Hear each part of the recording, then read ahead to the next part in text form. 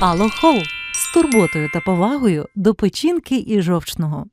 Головнокомандувач Збройних сил України Валерій Залужний дав велике інтерв'ю CNN. Про що саме йшлося? Давайте будемо потроху говорити.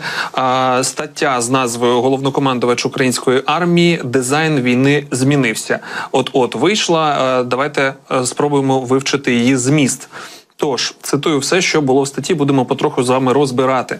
Головнокомандувач Збройних сил України Валерій Залужний розповідає про стратегію перемоги над Росією та виклики, які стримують його країну у військовому плані.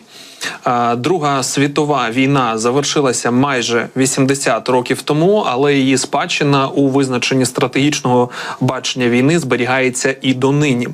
Якими б значними не були досягнення в галузі авіації, ракетних технологій та космічних засобів, наприклад, концепція перемоги залишається незмінною – знищити ворога і захопити або звільнити територію. І все ж кожна війна є унікальною. І, на мою думку, немає більшого виклику для військового командира, ніж своєчасне розуміння того, як кожна війна формується по-своєму, сказав пан Залужний в цій статті виданню CNN. По-перше, технологічним прогресом, який визначає розвиток озброєння і техніки. І, по-друге, політичними умовами всередині країни і за кордоном, а також економічним середовищем. Перемога потребує унікальної стратегії і підпорядковується унікальній логіці. Вже добре відомо, що головним рушієм цієї війни є розвиток безпілотних систем озброєнь. Вони поширюються із запаморочливою швидкістю, а сфера їх застосування стає дедалі ширшою. Важливо, що саме ці безпілотні системи, такі як дрони, разом з іншими видами сучасного озброєння, є найкращим способом для України уникнути втягування в позиційну війну, де ми не володіємо перевагою.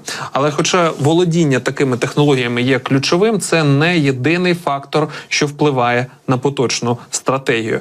Ми повинні боротися зі зменшенням військової підтримки з боку ключових союзників, які борються з власною політичною напруженістю. Запаси ракет, перехоплювачів ППО та боєприпасів для артилерії у наших партнерів вичерпуються через інтенсивність бойових дій в Україні, а також через глобальний дефіцит паливних зарядів. Росія, беручи до уваги те, як події на Близькому Сході відволікають міжнародну увагу, може спробувати спровокувати подальші конфлікти в інших регіонах.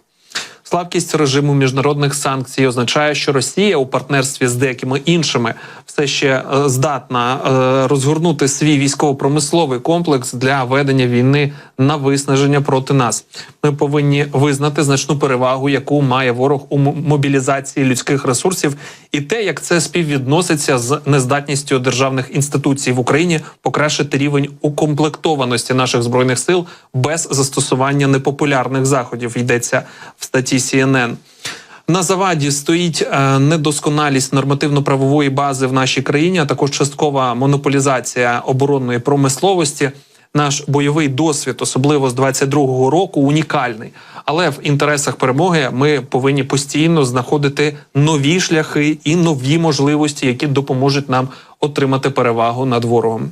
Мабуть, пріоритетом номер один тут є оволодіння цілим арсеналом відносно дешевих, сучасних і високоефективних безпілотних літальних апаратів та інших технологічних засобів.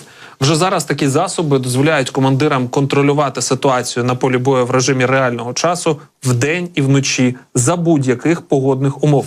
Але це не все. Вони надають розвіддані в режимі реального часу, що дозволяє коригувати вогонь цілодобово, без пауз, що дає нам можливість наносити високоточні удари по ворожих цілях на передових позиціях і в глибині. Коротше кажучи, це означає ніщо інше, як повне переосмислення операцій на полі бою і відмову від застарілого стереотипного мислення. Нові операції можуть включати створення цифрового поля, контроль радіоелектронного середовища або комбіновану операцію з використанням ударних дронів і кіберактивів. Такі операції будуть координуватись і проводитись за єдиною концепцією і планом. Важливо, що метою не завжди буде виключно ведення бойових дій. Вони можуть бути спрямовані на зменшення економічних можливостей супротивника, його ізоляцію або виснаження. Наступальні операції можуть мати і психологічну мету, але поки що пріоритетом залишається поліпшення ситуації на полі бою. І тут технологія може похвалитися безсумнівною перевагою над традицією. Дистанційне керування цими засобами означає меншу кількість солдатів на шляху до небезпеки, а отже, зниження рівня людських втрат. Це дає можливість зменшити, хоча, звісно, не усунути залежність від важкої техніки при виконанні бойових завдань і в цілому при веденні бойових дій. І відкриває можливість нанесення раптових масованих ударів по об'єктах критичної інфраструктури та вузлах зв'язку без розгортання дорогих ракет або пілотованих літаків. Інші переваги стануть зрозумілими з часом, хоча, звісно, противник весь час шукатиме способу захисту від таких операцій і перехоплення або повернення ініціативи. Отже, оборонні системи також потребують постійного вдосконалення, як і контрзаходи, спрямовані на використання ворогом нових технологій. Виклик, який стоїть перед нашими Збройними силами, не можна недооцінювати. Він полягає у створенні абсолютно нової державної системи технологічного переозброєння. Враховуючи все, що є на даний момент, ми вважаємо, що створення такої системи може бути досягнуто за 5 місяців, йдеться в статті. Наші партнери дотримуються такої ж думки. Цей час піде на створення відповідної організаційної структури, заповнення та оснащення посад, навчання та підтримку, розбудову допоміжної інфраструктури та логістики, а також розробку доктринальної бази. Отже, у 2024 році ми маємо зосередити наші основні зусилля на 3 напрямках. Це створення системи забезпечення наших Збройних сил високотехнологічними засобами, впровадження нової філософії підготовки та ведення бойових дій, яка враховує обмеження в засобах та способах їх застосування, і якнайшвидше оволодіння новими бойовими можливостями. Ми вже володіємо можливостями для знищення ворога і забезпечення існування державності. Нашою метою має бути використання моменту максимальне накопичення новітніх бойових спроможностей, які дозволять менше ресурсів спрямовувати на нанесення максимальної шкоди ворогу, припинити агресію і захистити Україну від неї в майбутньому. Тож маємо от такий зміст цієї статті. Нагадаю, що саме ця стаття вийшла на CNN. Головнокомандувач Збройних сил України Валерій Залужний дав велике інтерв'ю щодо важливих змін до підходів ведення війни.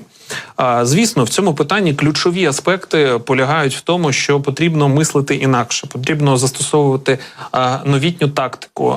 Вона включає в себе нові можливості щодо застосування новітньої зброї, таких як БПЛА, розвідувальної зброї.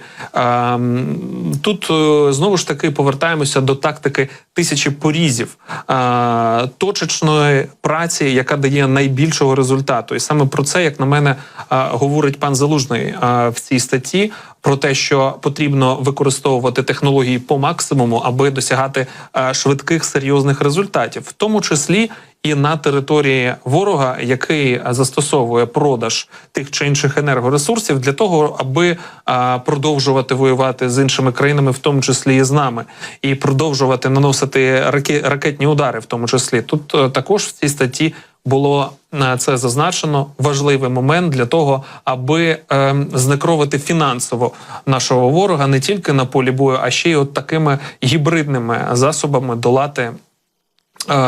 долати його і йти до результату. Якщо це можна назвати гібридними засобами, хоча, напевно, в війнах вже було застосована ця тактика неодноразово, проте саме такої війни, як ця, точно в світі не було. Це історична подія. На жаль, вона сталася і, на жаль, також забрала дуже багато життів. Ми дякуємо нашим воїнам, які зараз боронять країну. Дякуємо нашим бійцям, які ризикують своїм життям, ДСНСникам, лікарям, всім, хто робить Україну Україною.